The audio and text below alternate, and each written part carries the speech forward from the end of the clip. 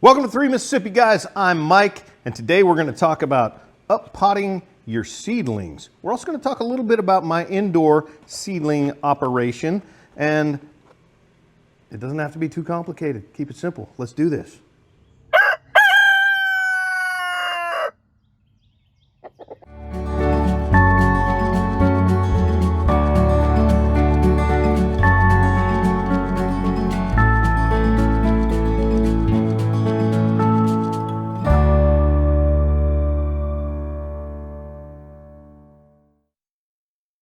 All right, guys, before we get started, let's have an update on the experiment that I've been doing with seed starting mediums. Now, if you guys remember, I tested out the big box store brand, Jiffy, my own homemade medium, a Fox Farm, what I was calling a Premier medium, and then just some dirt out of the compost pile. And I told you guys what I thought was going to be the best, and I told you I was going to give you updates all through this process. Well, here's the first update. I didn't film anything when they first germinated. There was tornadoes. I was kind of busy. But here we are about 5 days after germination, and let's see what we've got. So we had almost 100% germination, which I knew I had already planted some of these seeds. I knew they had good germination, so that's why I used those. What's interesting is so far my predictions are wrong. Okay, I predicted that the Fox Farm, which is these 3 groups of cells, was the Premier medium, and they actually germinated last by several hours. They all germinated within the same 24-hour period, and they're the smallest. Okay, I predicted that the dirt from the compost pile should not be used, but I've had enough people ask me, can't I just use dirt, that I decided to go ahead and insert dirt into the experiment. Guess what? The dirt's working pretty doggone good. Over here is my mix, the stuff that I make, and it's by far the least expensive of the seed starting mixes, and it's not doing a whole lot better than the Premium. It's pretty much neck and neck. And then over here, the one that I said you shouldn't use, the Jiffy, is actually looking the best so far. So this is interesting. So there's your update, guys. I'm going to continue to update you on this process as these grow. We'll keep an eye on them, see if if any of them get leggy or if we have any damping off issues. And then as they get even larger, we're going to take a couple of them apart, take the dirt out, and see what the root structure looks like. But so far, not going as I predicted, and this is why experiments are important. All right, so we're gonna up-pot some tomato plants, okay? Just like these that I've already done right here. These are mortgage lifters, and they're looking pretty good. I've got these right here that have not yet been up-potted, and that's what we're gonna do today. What is my little seed starting operation? I like to start my seeds early, several weeks before the last predicted frost. Now, ideally, I probably should have started my tomatoes and peppers a few weeks earlier than I did. It's fine. This is what my pepper plants are kind of looking like right now. I'd like for them to be a little bit bigger. Our predicted last frost, estimated last frost, is like next weekend. It'd be nice if I had some plants ready to go out in the garden like the following week, but the rest of these really can go out anytime. Your brassicas, like what have I got here? These are brassicas. This looks like collards and broccoli, and these could pretty much go out in the garden, about now. Down here I got your Swiss chard, rainbow Swiss chard. In hindsight, I probably shouldn't have started those in the same tray as the brassicas. They kind of like a slightly different environment as far as how long they take to germinate, how much moisture, all that stuff. So it's best to kind of keep one tray of all the same thing. But anyway, this is what I got going on. Now, let's talk about all this weird lumber and why, all right? So once you get germination, you want to get the correct distance from your lights to your seedlings. Your seedlings really want light, okay? Now, if I had these seedlings right here sitting way down here, they would get leggy, right? They would they would shoot up towards the light instead of shooting out. That's what people mean when they say leggy. So what I do is I've got these blocks that I can lower. So as the plants get, as you can see, this one here, I've turned the blocks on their side, thereby lowering it by 2 inches. And when these get a little bit taller, if I haven't planted them out yet, I'll drop it down 2 more inches. And then ultimately, pretty much the only thing that I'll have sitting just on the rack will be tomato plants. I like to get my tomato plants about this big before I plant them out. That means I'll be planting my tomato plants out a little bit later than I thought I was going to this year, but that's fine. I like to start my seeds on heat mats. So right here you can see I have a tray that's sitting on a heat mat with a humidity dome on, and this is a bunch of nasturtiums. So, you know, nasturtiums are great for the garden. I did start one where I had a vacant spot in one of my seed starting trays, and whatever, I threw a nasturtium seed in there. But this is a whole 72 tray of nasturtiums getting started.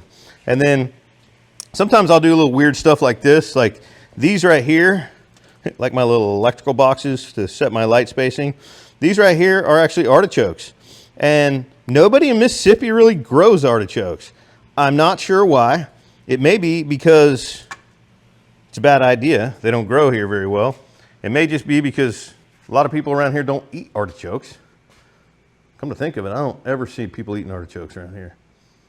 Anyway, I like artichokes. So I went ahead and started some.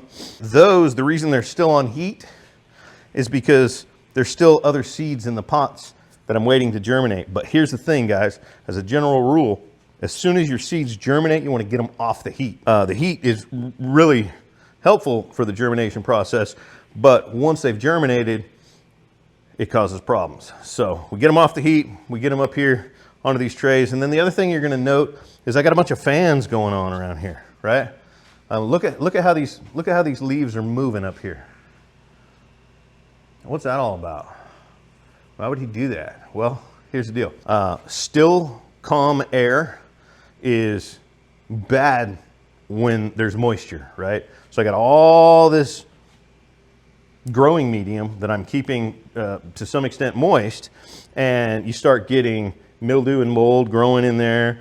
You start getting, you know, gnats and whatnot coming in there. And then also, as your plants grow, if they don't have something kind of keeping them moving a little bit, the stalks get weak and they can't really support themselves. You'll hear people talk about hardening off when you get ready to plant your seedlings that you've grown indoors outside. For the first week before you're actually ready to plant them outside, you want to be taking them outside, setting them on a table. I usually put mine right outside the big roll-up door on one of my big fold-up white tables. Take them out for an hour the first day. Bring them back. Unless it's really windy, then don't. The next day, take them out for 2 hours. The next day, take them out for 3 hours. And after a week of bringing them outside and getting them used to, you know, kind of the breeze and whatnot, they'll be able to handle a little bit better when you plant them out. But the other thing is, you know, also, it's a good idea just to touch them. You know, just to touch them. This is some more brassicas here. Actually, these are cabbage. This is 3 different kinds of cabbage that I've got here. So I'm excited about these. I didn't grow any cabbage last year. We like making kimchi. We like making all kinds of stuff out of cabbage and ferments. And so this year I'm going to grow, well, this is 72 cells right here. So we'll see how many I grow. You know, I have not very expensive lights. I have heat mats. I have timers, right? These timers under here that things are plugged into. The fans are plugged into the side that's not timed, so the fans are always running. Lights are plugged into the side that is timed. So I set my timer. You can adjust this timer, so if you want 16-hour, days or 12-hour days or whatever you want. I usually keep mine at like 14, 15 hour. The lights automatically come on, just like the sun coming up. They stay on for 15 hours and then they go off. So it gives the plants those hours of darkness that they want to see during the initial growing phase. And then the other thing is, once I get true leaves, right, which pretty much all of these have at this point, I start bottom watering the plant. So this is what I'm using, guys. This is the Jax 12-15-30. You know, they've got it formulated for tomato feed, but whatever, I use it pretty much for everything. And it looks a lot like Miracle-Gro. It's kind of the same concept. I just quit using Miracle-Gro, you know, a few years ago for multiple reasons, but I put a scoop of that into a gallon, add water, shake it up. Remember, always gas your water off if you're on city water. So I've got a 5-gallon bucket. I fill it and let it gas off. I'm going to use that for tomorrow's watering. Any of your chloramines or whatnot will actually evaporate out of there relatively quickly. So I've got my nutrients in a water-soluble scenario here, and like every other watering or every few days, I will water using this. Not every day, obviously keep an eye on them. You know, you don't want to burn them, you don't want to give them too much nitrogen, but they definitely, once they get the true leaves, they definitely need to be fed. I plant multiple seeds per cell, and then I'll come in and thin them out once they, let's see if you can see any of the ones that I thinned out here. If you look closely, you'll probably see some of the little stalks that I cut off right there. See that? Once they're kind of thriving, I'll go in and I'll leave just one plant per cell, and go ahead and terminate the other ones. And at this age, they're tasty. I wouldn't eat tomatoes probably, but all these brassicas and all this, you know, when they're this age, you thin those out and throw them in a salad. All right, let's talk real quick about what I'm planting into. Right? I tend to try to stick to the 10-20 trays. And all that means is that it's 10 by 20 inches. It's a standard size. A lot of people use 10-20s. There are all kinds of other options out there, but I stick to the 10-20s. That way all my stuff is pretty much the same size. All right? So I'm using predominantly, there's some stuff mixed in here that's not Bootstrap, but I'm using predominantly Bootstrap Farmer. It's higher quality, and you know, it's rigid. It's gonna last longer. So I've got a combination of a variation of, you see how shallow that tray is right there, right? That's pretty much what I'm using for bottom watering any of my seedlings that are still in like 72 cells. And then I've got some deeper ones for when I up pot them. And then of course this right here holds, check it out. Boom, those guys go in there, right? Just like that, okay? And holes in the bottom. Again, bottom watering, but keeps them nice and clean and stabilized. And these, again, you know, maybe a couple bucks more than some of the other brands out there, but that little emblem right there, that means that this thing is sturdy. Watch this. That's water, 8 pounds a gallon. That's a 1.5 gallon jug. There's close to 8 pounds there, okay? All right, that's fine, but how about this? Right? That's impressive, guys. I mean, you know, you want these things to last for years and years, as opposed to these round pots that I also sometimes use. I bought these because I wanted to start selling some plants at the farmer's market, and I thought if I could up pot some tomatoes into something this size, they could go a little bit longer and I'd be able to sell them at the farmer's market. These are super cheap, bought them on Amazon. Not impressed. But whatever, I'm gonna use them till they're gone because I paid for them. There's also 6-packs.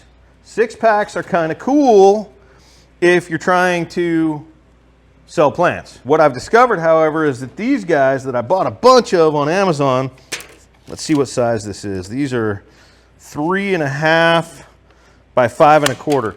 They don't fit correctly in anything. They don't fit right in any of my trays. They're too big to get 2 of them this way, and a 10-20, it's just real pain. And they're super flimsy. They're also a little too small, guys.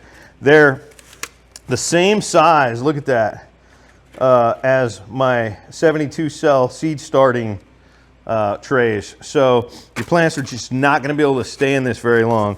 About the only thing that I would probably grow in these little tiny 6-cell trays that I might be able to take to the farmer's market and sell would be like chives and bunching onions and whatnot. So, but these larger 6-cell trays are actually really cool. And what's cool is if you ever buy any plants from the big box store, a lot of times they're going to be staged at the big box store in these trays, okay? These get thrown away. They don't get reused. So when you go buy something from the big box store, or a friend of yours is going to go buy something from the big box store, get the whole tray. Keep it. That's exactly what I have here. And check this out. Now I have a tray that's actually going to hold these 6-packs perfectly, and I can take them to the farmer's market and sell a 6-pack of, let's say, 4 slicing tomatoes, 1 yellow pear tomato, and 1 red cherry tomato in a 6-pack. Boom, there you go, 20 bucks. Have a nice day, right? Just never throw this kind of stuff away. Here's some stuff that somebody gave me last season. They were buying, we all know that brand name, right? From wherever they were buying from. And yeah, I'll reuse these. I mean, I'd rather reuse this until it falls apart than throw it in a landfill. That's kind of the, you know, the tools that I'm using here. You're gonna need a couple pairs of these. I go through a couple pairs of these a year. I just go with the Fiskars. At some point, maybe I'll invest in a really high quality pair that maybe I'll never have to replace, but this is me for now. And then of course, you're gonna need these. Bigger ones are easier to write on. The smaller ones are cheaper, and you know, at some point you're gonna have one of these in every single pot. Like for instance, right now, this whole tray right here has 1 Delio Bobbio in there, labeling it as Mortgage Lifter tomatoes, right? Well, at some point, any of the ones that I'm gonna take to the farmer's market and try to sell, I'm gonna have, every single one of them is gonna have, oh, there we go, my timer just went off. Must be 8 o'clock. So like these are damsels. These are Kellogg's Breakfast. These are, so since I have multiples in this tray, every one of them has a label. So anyway, gonna need those labels. Okay, time to up pot. I'm gonna turn those lights back on actually. While we're working in here, as long as I don't remember to, there's a little switch on this timer, switch it, and now it's automatically always on. I'm gonna switch them both to always on, otherwise the other one's gonna turn off in about 5 minutes. Let's up pot some tomatoes. These trays have holes in the bottom of them. I've got an Allen wrench right here that's the right size to fit in the hole. I'm just gonna pop that loose, okay? And then grab it and pull the whole plug out. All right, now, what I've got here is 3 tomato plants growing in a single plug. I do that to save a little bit of space, so I can, you know, get more plants started, because these things are super resilient. I'm just gonna break this apart like this, and boom, there's 1, 2, 3, all right? All of these are gonna thrive and do fine. I'm not even hurting them right now. And I don't know if you can see the little hairs all the way up that plant. Every single one of those little hairs has the potential to turn into a root. So we want to bury this thing deep. What I do is I take a couple of these guys, get a little bit of dirt in the bottom, okay, like so, and then use one to tamp the other, okay? Now I'm going to take this tomato plant and look at how far down in there I'm going. All the way down, okay? I want to bury all of that stalk, okay? I'm going to come in here, my soil.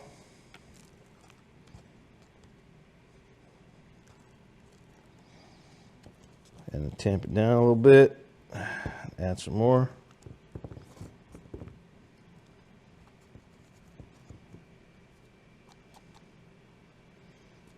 Okay.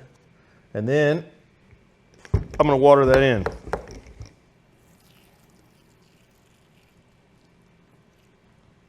That right there is going to be the last time, guys, that I ever put water in from the top on this plant. Now, believe it or not, this plant right here was buried just as deep when I planted it, okay? And I uppotted this one about 4 days ago, okay? I'm a little behind. I need to get the rest of these done. But that's 4 days of additional growth. And I will not upplot these again. They'll stay in this pot till it's time for me to put them out in the garden. The ones that I think I'm gonna sell at the farmer's market, I'm not gonna uppot them into these because these are expensive. I'm gonna uppot them into either the 6-packs or the little disposables. And but the ones that are going out into my garden, I'm using these reusables, and this is what they'll stay in until they go in the garden. They'll never get watered from the top again, only from the bottom. That's why we like this setup right here, so that we can just put the water in the bottom, set it in there, let them absorb from the bottom, encouraging that root growth down. Take that bad boy. Remember, be gentle with it, but you know, you don't have to be too ginger. It's, you know, it's a resilient little plant. Get it down in there. Get your dirt. Push it down gently right there. You don't want to like break something underneath there when you do that. And then we're going to water it in. And that one's done. Look at that. So these right here are our yellow pears. I'm probably going to get a whole tray of yellow pears. And then these right here are my cherry tomatoes, my red cherry tomatoes. I'm only going to put probably 3 cherry tomato plants out in my garden. I'm probably only going to put 3 yellow pear plants out in my garden. And I got 100% germination on these stinking yellow pears. So I've got too many of them, but that's fine. As soon as I get the ones set out that I'm going to put in my garden, I'll switch to trays that I don't mind giving away when I sell the plants. And then down here on this end, I believe I have a bunch more mortgage lifters that I just ran out of room when I was up potting my mortgage lifters. I got way too many of them. So I'll get those into some of the little 3-inch round pots and start treating them right. Hopefully I can sell them for $4 a piece, right? At the farmer's market. So, we got one more plant here. You don't want to leave those roots exposed to the air too long. Roots don't like exposure to the air. So while I'm over here talking to y'all, this guy's saying, hey, don't forget about me. Sorry, man, I almost did, but I'm here. I'm here for you, bro. Thanks for watching. Don't forget to like this video, subscribe to the channel, leave me a comment, let me know what you want me to talk about. Well, I don't know everything about gardening, even close, but I know what I know, and I'm happy to share it. I'm happy to do experiments like the one up here and find out that I'm wrong about things. I love finding out I'm wrong about things. You know why? Because that means that moving forward, I might not be wrong about that thing. It's super important, guys. Safety's off. Oh.